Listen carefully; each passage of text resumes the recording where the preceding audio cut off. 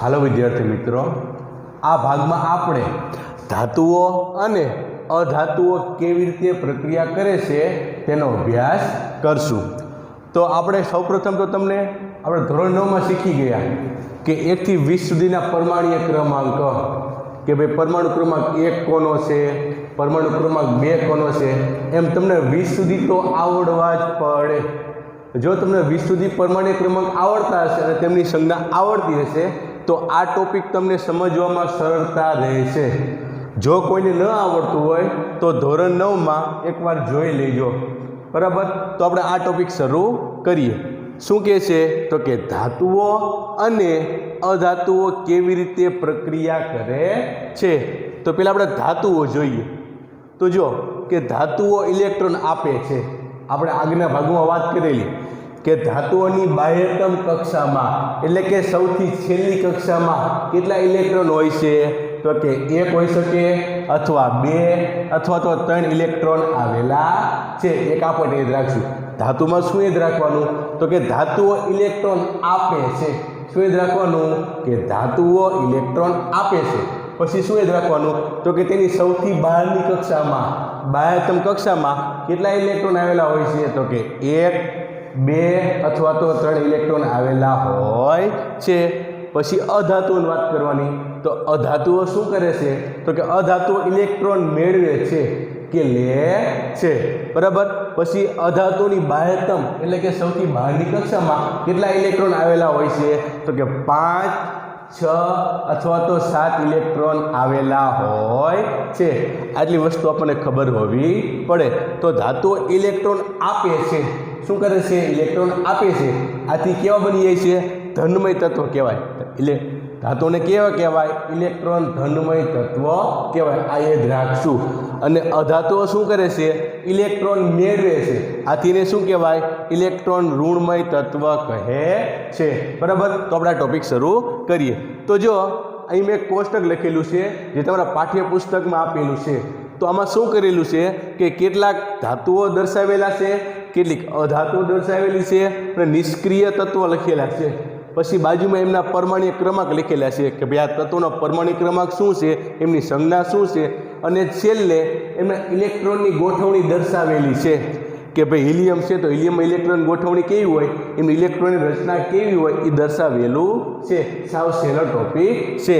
તો સૌથી પહેલાં મેં કીધું એ પ્રમાણે કે ધોરણ 9માં શીખી ગયા કે 1 થી 20 સુધીના પરમાણુ ક્રમાંક તમને ખબર હોવી પડે કે પરમાણુ ક્રમાંક 1 કોનો તો કે હાઇડ્રોજન, પરમાણુ ક્રમાંક 2 કોનો તો કે હિલિયમ, પરમાણુ ક્રમાંક 6 કોનો તો કે કાર્બનનો, પરમાણુ ક્રમાંક 11 કોનો તો કે સોડિયમનો, પરમાણુ ક્રમાંક 12 કોનો તો કે મેગ્નેશિયમનો, બરાબર।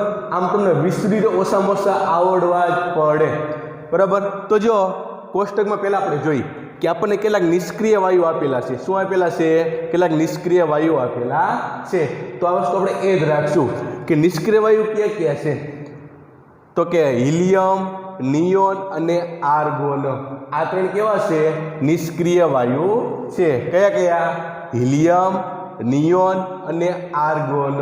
એટલું આપણે યાદ રાખશું। તો જો નિષ્ક્રિય વાયુ અને બીજું શું કહેવાય? ઉમદા વાયુઓ પણ કહેવાય। તો નિષ્ક્રિય વાયુ એટલે કેવા વાયુઓ તો કે એને અષ્ટક રચના પૂર્ણ હોય। આ અષ્ટક રચના એટલે શું? પાછો 9 વાયુ, બરાબર। તો અષ્ટક રચના એટલે શું તો કે જે તત્વ છે એની બાહ્યતમ એટલે કે છેલ્લી કક્ષામાં જો 8 ઇલેક્ટ્રોન હોય તો એને અષ્ટક રચના પૂર્ણ કહેવાય। તો આ ત્રણ કેવા છે? હિલિયમ, નિયોન અને આર્ગોન। એમાં હિલિયમ એક એવું છે કે જેમાં બાહ્યતમ કક્ષામાં 2 ઇલેક્ટ્રોન છે, બાકી બધામાં કેવું છે? 8, છતાં પણ હિલિયમને નિષ્ક્રિય વાયુ તરીકે લેવામાં આવે છે। આપણે યાદ રાખશું। બાકી કેવું છે કે જો બાહ્યતમ કક્ષામાં 8 ઇલેક્ટ્રોન થાય તો જ એને નિષ્ક્રિય વાયુ કહેવાય। પણ હિલિયમ એક એવું છે, યાદ રાખશું કે હિલિયમ એક એવું છે જે નિષ્ક્રિય વાયુ છે છતાં પણ તેની બાહ્યતમ કક્ષામાં 2 ઇલેક્ટ્રોન છે। સમજાણું? તો હવે આપણે આખું કોષ્ટક સમજતા પહેલા આપણે 2 શબ્દ ખબર હોવી પડે। કયા કયા? એક તો સંયોજકતા ઇલેક્ટ્રોન। શું? સંયોજકતા ઇલેક્ટ્રોન। અને બીજું શું? સંયોજકતા। સાવ સહેલા શબ્દ છે, બરાબર। તો પહેલા સંયોજકતા ઇલેક્ટ્રોન એટલે શું તો કે કોઈ પણ તત્વ હોય એને તમે ઇલેક્ટ્રોનની રચના બનાવો તો એમાં જે સૌથી છેલ્લી કક્ષામાં ઇલેક્ટ્રોન હોય એને શું કહેવાય? સંયોજકતા ઇલેક્ટ્રોન કહેવાય। ધારો કે હું સોડિયમની વાત કરું તો જો તમને ખબર છે કે સોડિયમનો પરમાણુ ક્રમાંક કેટલો છે? તો કે સોડિયમનો પરમાણુ ક્રમાંક 11 છે. તો એની ઇલેક્ટ્રોન રચના શું થશે? તો કે 2, 8 અને 1. જો એ લખેલું છે KLMN. એનો મતલબ શું? તો કે K એટલે પહેલી કક્ષા, L એટલે બીજી કક્ષા, M એટલે ત્રીજી કક્ષા અને N એટલે ચોથી કક્ષા. આ બધું સમજાવું પણ પહેલાં એટલું જોઈ લો. શું કહે છે કે સોડિયમની ઇલેક્ટ્રોનની રચના શું થશે? તો કે પહેલી કક્ષામાં 2 ઇલેક્ટ્રોન હશે, બીજી કક્ષામાં 8 હશે, તો ત્રીજી કક્ષામાં 1 ઇલેક્ટ્રોન હશે. તો જો સૌથી છેલ્લી કક્ષા કઈ જોજો સોડિયમની, આમ જોતા જાઓ, પહેલી કક્ષા, બીજી, ત્રીજી, આ છેલ્લી, પછી આગળ કઈ આવે? તો કે ના. તો છેલ્લી કક્ષામાં 1 ઇલેક્ટ્રોન છે, તો 1 ઇલેક્ટ્રોનને શું કહેવાય? સંયોજકતા ઇલેક્ટ્રોન કહેવાય. શું કહેવાય? સંયોજકતા ઇલેક્ટ્રોન કહેવાય. એ જ રાખશો મિત્રો. તો કે કોઈ પણ તત્વની સૌથી છેલ્લી કક્ષા છે કે જે બાહ્યતમ કક્ષા કહેવાય, એમાં જેટલા ઇલેક્ટ્રોન હશે ઇલેક્ટ્રોનને શું કહેવાનું? સંયોજકતા ઇલેક્ટ્રોન કહેવાય. અને હવે એમ કે સંયોજકતા એટલે શું? તો સંયોજકતા એટલે શું? કે કોઈ પણ તત્વનો પરમાણુ, શું કહે છે? કોઈ પણ તત્વનો પરમાણુ અન્ય તત્વના પરમાણુ સાથે જોડાવાની કે સંયોજવાની ક્ષમતા ધરાવે છે. આ ક્ષમતાને શું કહેવાય છે?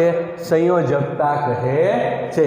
આપણે તમને કીધું ને કે કોઈ પણ તત્વ હોય એ અષ્ટક રચના પ્રાપ્ત કરવાનો પ્રયત્ન કરે છે, એટલે કે છેલ્લી કક્ષામાં 8 લાવવાનો પ્રયત્ન કરે છે. તો પહેલાં આપણે ધાતુનું એક ઉદાહરણ લઈએ કે ભાઈ સોડિયમ. તો સોડિયમની બાહ્યતમ કક્ષામાં કેટલા છે? 1 છે.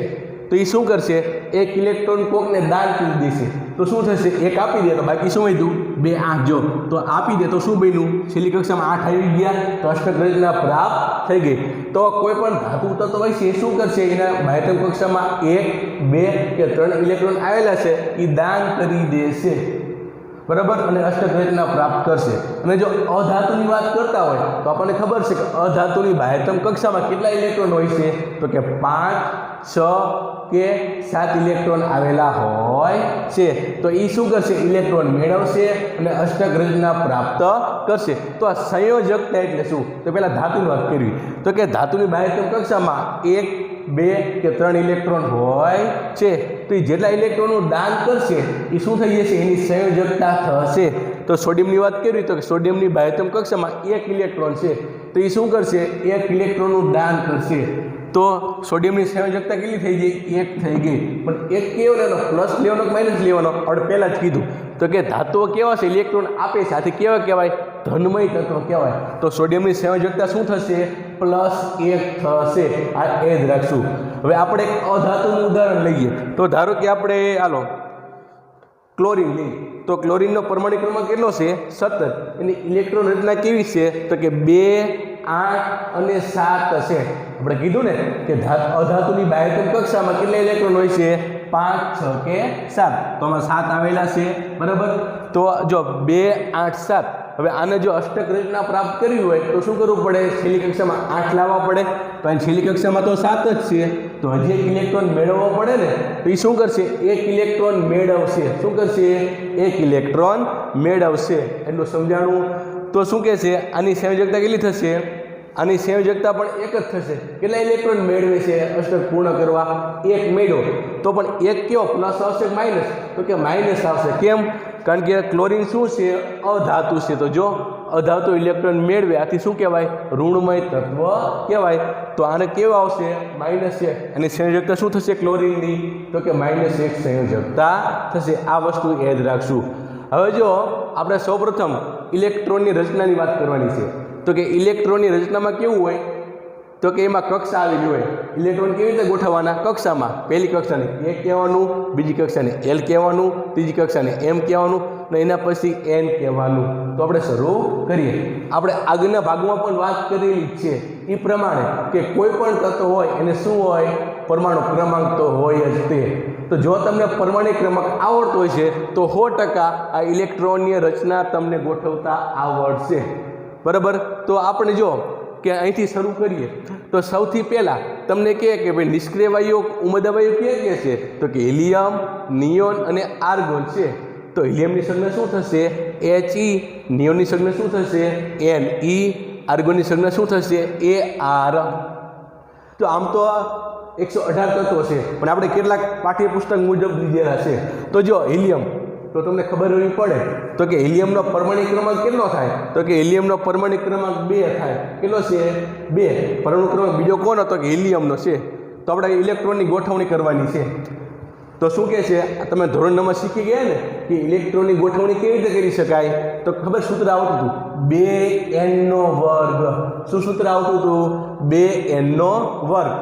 n શું દર્શાવે છે કક્ષાઓની સંખ્યા કે પહેલી કક્ષા છે બીજી કક્ષા છે કે ત્રીજી એ નંબર મૂકવાનો આપણે પહેલી કક્ષાની વાત કરતા હોય તો કે 2n² n બરાબર 1 મૂકવાનો તો 1 નો વર્ગ 1 ગુણ્યા 2 તો 2 પહેલી કક્ષામાં વધુમાં વધુ કેટલા ઇલેક્ટ્રોન મૂકી શકાય તો કે 2 મૂકવાના કેટલા મૂકી શકાય 2 ઇલેક્ટ્રોન મૂકી શકાય બાકી વધે તો આગળ જવા દેવાનું બીજી કક્ષામાં એમાં પણ ન સમય તો ત્રીજી કક્ષામાં એમ આગળ હાલતું જવાનું તો જો હિલિયમનો પરમાણુ ક્રમાંક 2 છે તો પહેલાં 2 ક્યાં મૂકવાના પહેલી કક્ષામાં પછી બાકીમાં કઈ આવશે નહીં એના પછી જો નિયોનની વાત કરો તો નિયોનનો પરમાણુ ક્રમાંક કેટલો છે 10 છે નિયોનનો પરમાણુ ક્રમાંક કેટલો છે 10 છે તો પરમાણુ ક્રમાંક 10 છે એનો મતલબ શું કે એમાં 10 ઇલેક્ટ્રોન આવેલા હશે આ યાદ રાખશું કે જેટલો પરમાણુ ક્રમાંક હશે એટલા ઇલેક્ટ્રોન તેમાં આવેલા હશે તો નિયોનનો પરમાણુ ક્રમાંક 10 છે એનો મતલબ શું કે તેમાં 10 ઇલેક્ટ્રોન આવેલા છે તો આપણે 10 ઇલેક્ટ્રોનની ગોઠવણી કરવાની છે તો આપણે નિયમ પ્રમાણે પહેલી કક્ષામાં ફરજિયાત કેટલા મૂકવાના 2 જ મૂકવાના તો પહેલી કક્ષામાં 2 ઇલેક્ટ્રોન મૂકી દઉં તો 10 માંથી 2 જાય બાકી કેટલા વધ્યા 8 બાકી વધ્યા એને ક્યાં મૂકવાના એના પછીની કક્ષામાં એમાં આપણે કેટલા મૂક્યા 8 મૂક્યા તો નિયમ ચેક કરો બીજી કક્ષામાં કેટલા સમાવી શકાય તો કે 2n² n બરાબર 2 મૂકો તો 2 નો વર્ગ એટલે કેટલા થશે 4 થશે જો યાદ કરાવો સૂત્ર કયું છે 2n²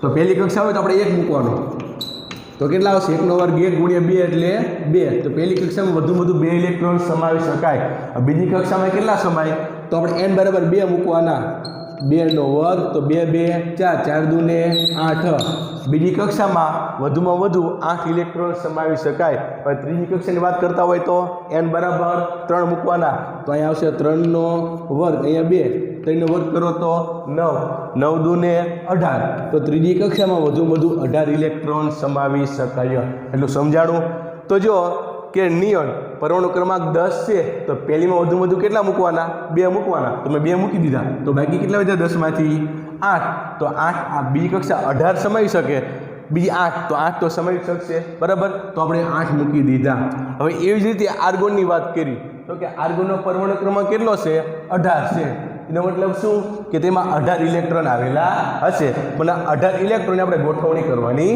છે તો આપણા નિયમ પ્રમાણે સૌથી પહેલી કક્ષામાં કેટલા ઇલેક્ટ્રોન મૂકવાના આપણે 2 મૂક્યા બરાબર પછી બીજી કક્ષામાં વધુ કેટલા મૂકી શકાય 8 મૂકી શકાય તો મેં 8 મૂક્યા જો 18 માંથી 2 મૂક્યા તો બાકી 16 વધશે બરાબર પણ 16 માંથી બીજીમાં વધુ કેટલા મૂકી શકશું આપણે 8 મૂકી શકશું તો મેં 8 મૂક્યા તો 8 ને પછી 10 થઈ ગયા તો 18 માંથી 10 તો સમાઈ ગયા બાકી કેટલા વધ્યા 8 બાકી વધ્યા ભલે ત્રીજીમાં વધુમાં વધુ 18 સમાવી શકાય પણ આપણે 8 તો સમાવી શકીએ બરાબર તો આપણે 8 મૂક્યા એટલું સમજાણું હવે એના પછી જો હવે નિષ્ક્રિય વાયુની વાર્તા પૂરી હવે આવશે ધાતુઓની તો કે ધાતુઓમાં ઇલેક્ટ્રોનની રચના કેવી રીતે હોય કે ઇલેક્ટ્રોનની ગોઠવણી કેવી રીતે હોય તો જો સૌથી પહેલાં સોડિયમનું આપેલું છે તો સોડિયમનો પરમાણુ ક્રમાંક કેટલો થાય તો કે 11 તો જેમ 11 લખ્યો છે હવે 11 પ્રમાણે ગોઠવણી કરવાની તો કે સોડિયમમાં 11 ઇલેક્ટ્રોન આવેલા હશે આપણો નિયમ યાદ કરો સૌથી પહેલી કક્ષા એટલે કઈ કે તો વધુમાં વધુ કેટલા ઇલેક્ટ્રોન મૂકવાના 2 મૂકવાના તો આપણે 2 મૂકી દીધા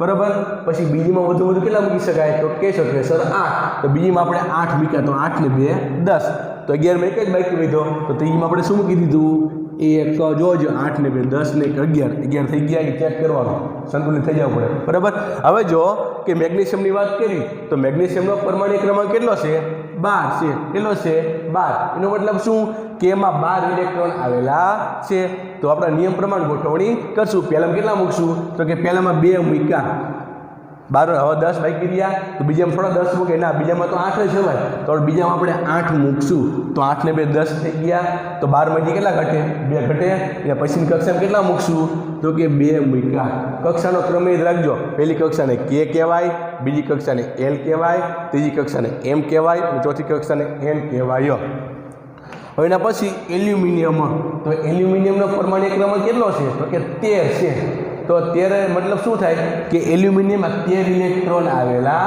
છે તો આ 13 ઇલેક્ટ્રોનને આપણે ગોઠવવાના છે તો નિયમ પ્રમાણે જાઓ પહેલીમાં કેટલા મૂકવાના 2 મૂકી જ દેવાના 2 મૂક્યા પછી જો બાકી કેટલા વધ્યા હજુ જો 8 ને 9 10 હજુ 11 બાકી વધ્યા પણ બીજી કક્ષામાં 11 સમાય છે ના એટલે વધુ કેટલા મૂકવાના 8 જ મૂકી શકાય તો મેં કેટલા મૂક્યા 8 મૂક્યા તો 8 મેં 10 તો થઈ ગયા તો કેટલા બાકી વધ્યા ખાલી 3 જ બાકી વધ્યા તો 3 ને ક્યાં મૂકી દેવાના એના પછી જે કક્ષા આવતી હોય એમાં તો એલ પછી કયા આવશે એમ કક્ષા આવે એમાં મેં 3 ઇલેક્ટ્રોન મૂક્યા જો જોઈ 8 ને 2 10 10 ને 3 13 જો 13 થઈ ગયા તો ઓકે બરાબર હવે એના પછી જો પોટેશિયમ તો પોટેશિયમનો પરમાણિક ક્રમાંક કેટલો છે તો કે પોટેશિયમનો પરમાણિક ક્રમાંક 19 છે કેટલો છે 19 છે એનો મતલબ શું કે તેમાં 19 ઇલેક્ટ્રોન આવેલા છે તો આપણે 19 ઇલેક્ટ્રોનને ગોઠવવાના છે શું કરવાનું છે 19 ઇલેક્ટ્રોન ગોઠવવાના છે તો આપણા નિયમ પ્રમાણે પહેલી કક્ષામાં વધુ કેટલા મૂકશું તો કે 2 મૂકશું કેટલા મૂકશું 2 મૂકશું બીજી કક્ષામાં વધુ કેટલા મૂકી શકાય 8 તમને ખબર જ છે તમે બીજી કક્ષામાં 8 મૂક્યા તો જો 2 અને 8 10 થઈ ગયા હજી 9 બાકી વધ્યા ને તો આપણે એમ કક્ષામાં 9 લખી ચાલે નહીં તમે કહી શકો સર કે તૈયામાં તો વધુ 18 મૂકી શકાય તો 9 તો મૂકી જ શકાય ને પણ ના 9 આવશે નહીં કેમ નહીં તમને સમજાવું આપણે પહેલાં વાત કરી ને કે ધાતુ તત્વની સૌથી છેલ્લી કક્ષામાં સૌથી છેલ્લી કક્ષામાં કેટલા ઇલેક્ટ્રોન હોય છે કાં તો 1 હશે કાં તો 2 હશે અને કાં તો 3 હશે બરાબર પણ જો હું અહીંયા 9 મૂકું તો એ નિયમનું પાલન ન થાય ને કારણ કે 1 2 કે 3 હોવા પડે પણ અહીંયા તો 9 આવી જાય તો પાલન થાય નહીં તો આપણે છેલ્લી કક્ષામાં 1 2 કે 3 લાવવા શું કરી શકીએ તો કે આપણે ત્રીજી કક્ષામાં 18 ના બદલે 8 મૂકી ચાલે ભલે વધુ 18 સમાય પણ આપણે 8 મૂકી શકવી બરાબર તો આપણે શું લખ્યું 8 લખ્યા તો એ નિયમનું પાલન થશે જો તો કે 8 2 16 17 18 હજુ 19 માં 1 ઘટે તો એને પછીની કક્ષામાં 1 મૂકું તો જો ધાતુ નિયમનું પાલન થઈ ગયું ને એ છેલ્લી કક્ષામાં 1 આવી ગયો તો એ ઓકે બરાબર સમજાણું હવે એના પછી આવશે કેલ્શિયમ તો કેલ્શિયમનો પરમાણુ ક્રમાંક કેટલો છે 20 છે કેલ્શિયમનો પરમાણુ ક્રમાંક કેટલો છે 20 છે તો એ પ્રમાણે ગોઠવણી કરવાની તો સૌથી પહેલી કક્ષામાં કેટલા આવશે હવે તમને આવડી ગયું છે પહેલી કક્ષામાં કેટલા મૂકવાના 2 મૂકવાના 2 મૂક્યા પછી બીજી કક્ષામાં વધુ કેટલા મૂકી શકાય 8 મૂકી શકાય તમે 8 મૂકી દીધા 8 ને 2 10 ત્રીજી કક્ષામાં વધુ 18 મૂકી શકાય બરાબર તો આપણે 10 તો મૂકી શકીએ હા મૂકી શકીએ પણ 10 મૂકશું તો શું થશે જો કારણ કે કેલ્શિયમ ધાતુ છે તો ધાતુની છેલ્લી કક્ષામાં કેટલા હોય 1 2 થોડો 3 હોવા પડે પણ હું 8 ને 2 10 મૂકી દઉં તો ભલે નિયમ પ્રમાણે સાચું પણ શું થશે ધાતુના નિયમનું પાલન થશે નહીં અહીંયા 10 મૂકી દઈશો તો આ છેલ્લી કક્ષા થઈ જાય પણ છેલ્લી કક્ષામાં 10 થોડા આવે ધાતુમાં એમાં શું હોય 1 2 અથવા 3 હોવા પડે તો એ ધાતુના નિયમનું પાલન થયું પણ અહીંયા તો 10 આવી જાય તો આપણે શું કરશું છેલ્લી કક્ષામાં 1 2 કે 3 લાવવા તો આપણે 8 મૂકશું શું મૂકશું 8 મૂકશું તો ઘણા કહે સર આપણે અહીંયા હાથ મૂકીને 3 મૂકી ન હાલે ના શું યાદ રાખવાનું જ્યાં સુધી બને ત્યાં સુધી આપણે 8 લાવવાનો પ્રયત્ન કરશું શું કરશું 8 લાવવાના પછી આપણે હાથ નહીં મૂકવાના તો કે સાહેબ હાથ મૂકવાના 3 મૂકવું ના શું અહીંયા ફરી કેટલા મૂકવાના 8 મૂકવાના જો તમારે ચોથી કક્ષામાં જવાની જરૂર પડતી હોય તો શું કરવાનું અહીંયા ફરજિયાત 8 મૂકવાના કેટલા મૂકવાના 8 મૂકવાના એટલે ભૂલ થાય નહીં એ જો કદાચ આવું બને કે તમારે પહેલી કક્ષા ભરાઈ ગઈ બીજી ભરાઈ ગઈ ત્રીજી ભરી ચોથીમાં જવું પડે એવું હોય તો અહીંયા 8 મૂકીને પછી આગળ વધવાનું એટલે ભૂલ થાય નહીં તો હું 8 મૂકું તો 8 દુ 16 16 17 18 બરાબર હજી 2 બાકી વધ્યા 20માં જોજે તો આ કેટલા મૂકવાના મેં 2 મૂક્યા સમજાણું તો જો 8 દુ 16 17 18 19 અને 20 તો 20 થઈ ગયા એટલું સમજાણું હવે જો એના પછી આવશે કેટલાક અધાતુ જોઈએ શું કહે છે આપણે ખાલી ઉદાહરણ જોવાના આપણે નિષ્ક્રિય વાયુ કેટલાક જોયા પછી ધાતુઓ કેટલાક જોયા અને કેટલાક અધાતુઓ જોયું તો શું કહે છે અધાતુઓ તો પહેલાં અધાતુનું શું આપેલું છે નાઇટ્રોજન આપેલું છે તો નાઇટ્રોજનનો પરમાણુ ક્રમાંક કેટલો છે આપણને ખબર જ છે કે 7 નાઇટ્રોજનનો પરમાણુ ક્રમાંક કેટલો છે 7 તો આપણે 7 ઇલેક્ટ્રોનની ગોઠવણી કરવાની છે કારણ કે પરમાણુ ક્રમાંક 7 છે તો નાઇટ્રોજનમાં ઇલેક્ટ્રોન કેટલા હશે 7 આવેલા હશે તો આપણા નિયમ પ્રમાણે આગળ વધવી તો સૌથી પહેલાં કે કક્ષામાં કેટલા મૂકશો તો કે જે 7 ઇલેક્ટ્રોન છે એમાંથી 2 પહેલાં મૂકી દીધા આપણે જો કે કક્ષામાં 2 મૂક્યા તો હવે 7 માંથી 2 જાય બાકી કેટલા વધ્યા 5 તો બીજી કક્ષામાં 5 આવશે કે નહીં હા આવે જ તે કારણ કે બીજી કક્ષામાં વધુ 8 ઇલેક્ટ્રોન મૂકી શકાય તો 5 તો આવવાના જ છે તો બીજી કક્ષામાં 5 મૂક્યા જો 5 ને 2 7 ઇલેક્ટ્રોન થઈ ગયા એનું કામ પૂરું હવે એના પછી જો ઓક્સિજનનો પરમાણુ ક્રમાંક કેટલો છે 8 ઓક્સિજનનો પરમાણુ ક્રમાંક કેટલો છે 8 એનો મતલબ શું કે પહેલી કક્ષામાં કેટલા મૂકશો 2 ઇલેક્ટ્રોન મૂકશું. તો જો નિયમ પ્રમાણે પહેલામાં 2 ઇલેક્ટ્રોન મૂક્યા તો 8માં હજી કેટલા ઘટે? હજી 6 ઘટે. તો મેં એની પછીની કક્ષામાં 6 ઇલેક્ટ્રોન મૂક્યા તો 6 ને 2 8. ઓકે થઈ ગયું. એના પછી જો કે હવે કોની વાત કરવાની છે? ફ્લોરિનની વાત કરવાની. કોની? ફ્લોરિન. તો ફ્લોરિનનો પરમાણુ ક્રમાંક કેટલો છે? 9 છે. કેટલો છે? 9 છે. તો આપણે 9 ઇલેક્ટ્રોન ગોઠવવાના છે. તો પહેલી કક્ષામાં નિયમ પ્રમાણે કેટલા મૂકશો? 2 મૂકશું. તો 9માંથી 2 જાય તો બાકી કેટલા વધ્યા? 7. બીજામાં 7 આવી જશે? તો કે હા આવી જ જાય. તો બીજા મૂક્યા આપણે 7. એના પછી જો ફોસ્ફરસ. તો ફોસ્ફરસનો પરમાણુ ક્રમાંક કેટલો છે? 15 છે. તો પહેલી કક્ષામાં કેટલા મૂકશું આપણે? તો પહેલી કક્ષામાં આપણે 2 મૂકશું. તો હવે બાકી કેટલા વધ્યા? હજી 13 બાકી વધ્યા. તો બીજીમાં 13 સમાશે ના. બીજીમાં વધુ કેટલા મૂકી શકાય? 8 ઇલેક્ટ્રોન મૂકી શકાય. તો આપણે શું કરશું? બીજીમાં વધુ 8 મૂક્યા તો 8 ને 2 10 થઈ ગયા. હજી કેટલા બાકી વધ્યા? 15માં તો કે 5 બાકી વધ્યા. તો આપણે એની પછીની કક્ષામાં 5 મૂકી દીધા. ઉપર ચેક કરો ને 5 મૂકી શકાય? હા, કારણ કે ત્રીજીમાં વધુ 18 મૂકી શકાય, પણ આપણે તો ખાલી 5 જ મૂકવાના એટલે 5 મૂકી દીધા. એના પછી જો સલ્ફરની વાત કરવાની છે. કોની? સલ્ફરની. તો સલ્ફરનો પરમાણુ ક્રમાંક કેટલો છે? તો કે સલ્ફરનો પરમાણુ ક્રમાંક 16 છે. કેટલો છે? 16 છે. તો પહેલી કક્ષામાં કેટલા મૂકશું આપણે? 2 ઇલેક્ટ્રોન મૂકશું. એની પછીની કક્ષામાં કેટલા? તો કે 8 મૂકી શકાય. તો આપણે 8 મૂક્યા તો 8 ને 2 10 થઈ ગયા. હવે 16માં કેટલા ઘટે? 6 બાકી રહ્યા. તો આપણે ત્રીજી કક્ષામાં કેટલા મૂકશું? 6 ઇલેક્ટ્રોન મૂક્યા. તો 8 ને 2 10, 10 ને 16 થઈ ગયા. ઓકે. અને પછી છેલ્લું તો કે ક્લોરીન. તો કે ક્લોરીનનો પરમાણુ ક્રમાંક કેટલો છે? 17 છે. તો આપણા નિયમ પ્રમાણે પહેલી કક્ષામાં કેટલા મૂકવાના? 2 ઇલેક્ટ્રોન મૂકવાના. એની પછીની કક્ષામાં તો કે 8 મૂકવાના. તો કે 8 ને 2 10 થઈ ગયા. હવે તો 17માં કેટલા ઘટે? 7 ઘટે. તો એને પછીની કક્ષામાં આપણે 7 મૂક્યા. સમજાણું? આપણે કીધું ને કે ધાતુઓની બાહ્યતમ કક્ષામાં કેટલા હોય? 1, 2 કે 3 ઇલેક્ટ્રોન હોવા પડે. તો જેમાં ધાતુ જો છેલ્લે કેટલા જોવો જોઈએ? 1, 2, 3, 1, 2. એ નિયમનું પાલન થઈ ગયું. પછી આપણે વાત કરી કે અધાતુઓમાં બાહ્યતમ એટલે કે છેલ્લી કક્ષામાં કેટલા ઇલેક્ટ્રોન હોય છે?